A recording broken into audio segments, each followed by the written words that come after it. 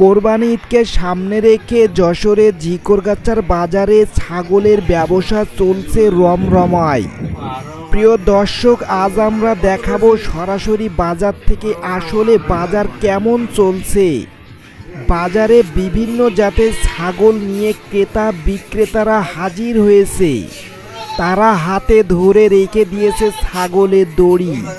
কেউ যদি তাদের কাছ থেকে ছাগল কিনতে চায় তাহলে সরাসরি এই বাজারে চলে আসলে তারা সুলভ মূল্যে ছাগল কিনতে পারবেন।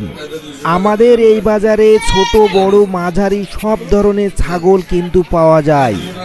দর্শক, কোরবানি ঈদকে সামনে রেখে এই বাজারে যে ছাগল এসেছে তা বলা বাহুল্য। দর্শক, একটু পরে দেখবেন এই বাজারটা কিন্তু পুরোপুরি ছাগল ও মানুষেই ভরে যাবে।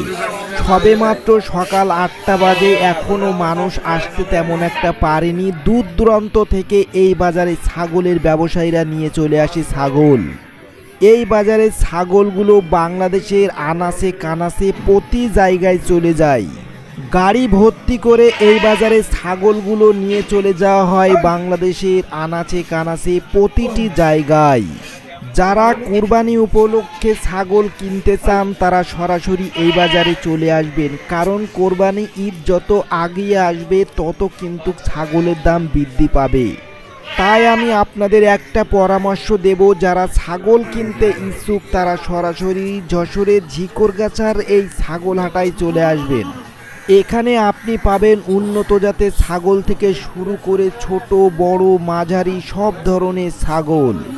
এই বাজারের ব্যবসায়ীরা অধিক দামে ছাগলগুলো তারা বিক্রি করে থাকে না। একটা ব্যবসায়ী 100 থেকে 300 পিস পর্যন্ত ছাগল নিয়ে আসে এই বাজারে।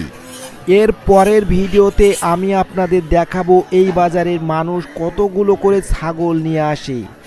এখন সবেমাত্র সকাল 7টা 10-15 মতো বাজে, যার কারণে ব্যবসায়ীগণ এখনো পর্যন্ত বাজারে এসে পৌঁছাতে পারেনি। বেলা যখন 10টা বাজবে তখন দেখা যাবে এই বাজারে কি পরিমাণে ছাগল এসেছে এবং কি পরিমাণে ব্যবসায়ীরা ছাগলগুলো বিক্রি করছে।